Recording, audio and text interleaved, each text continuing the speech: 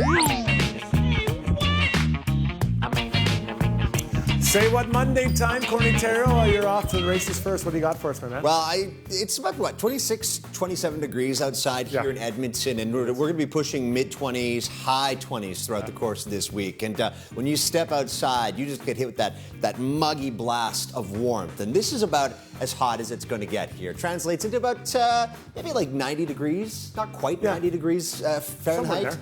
But if you think this is hot, well, a chef down in the Phoenix, Arizona area decided to demonstrate just how hot their summer is this year. Take a look at this, throwing a couple of raw steaks, completely raw steaks, on a pan that had been left out in the sun, and you can hear the sizzle as soon as he places the meat on the pan. He flips it over, and you can tell, look how quickly this thing is already cooking. To give you a sense as to how hot it is, it's 42 degrees today, 44 today. Oh, this is the best part too. He's also making cookies in his Lamborghini for some reason.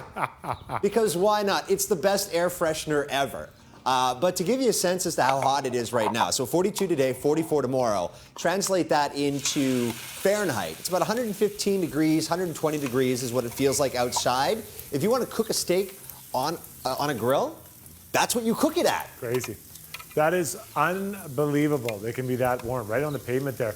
But honestly, why would you put cookies in your Lambo? Like, I think that's really the thing that kind of caught me off guard. I'm like, okay, it's really cool that you're able to basically fry steak on the ground. Yeah. Cookies in a Lambo. Although to be fair, I don't know, what is the ideal vehicle in which you cook cookies, you bake cookies? Minivan. There's awful smells come out of it. Trust me, I've got one. All right, speaking about smells, this past weekend the Euro Cup continues on, and I want to show you the German coach. And this guy's got an odd tendency when he gets nervous, I think, to check for different odors. So here he is. He's watching the game, seeing what's going on. He gives his pet a little sniff, a scratch, and then a sniff. Scratch, sniff. Well, how else are you supposed to gauge your general aroma? Sniff, sniff, sniff. That's 4 sniffs. He did 4 sniffs in 9 seconds. I counted it. I mean, what has this guy got going on here? Okay, you know what? When we come back to camera, I think I've figured it out. I think I've figured it out, Jason. Are you ready? Yeah. Are you ready? Superstar. It's unbelievable. Is that not right? I think he's basically auditioning for Superstar #2. If you were on the bench and you saw your coach, I'd be like, Coach, what are you doing? You're in bed. Like, things were not that bad. We're okay. Like, look at him. Just a quick little scratch and sniff. Boom. Put it up there.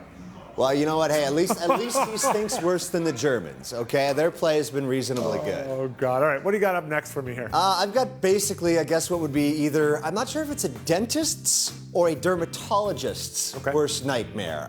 This is.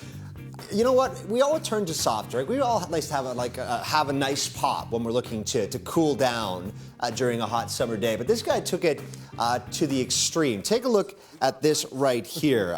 This is a video blogger by the name of Taras Miximuk, who decided to fill a pool with 1,500 gallons of Coke, 200 pounds of ice, and yes, Mentos.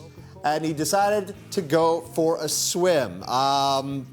Believe it or not, he says that when he came out of it, he felt actually refreshed and his skin felt super soft. The problem is, after they were done taking this Coke bath, they released it all onto the lawn and basically killed their backyard.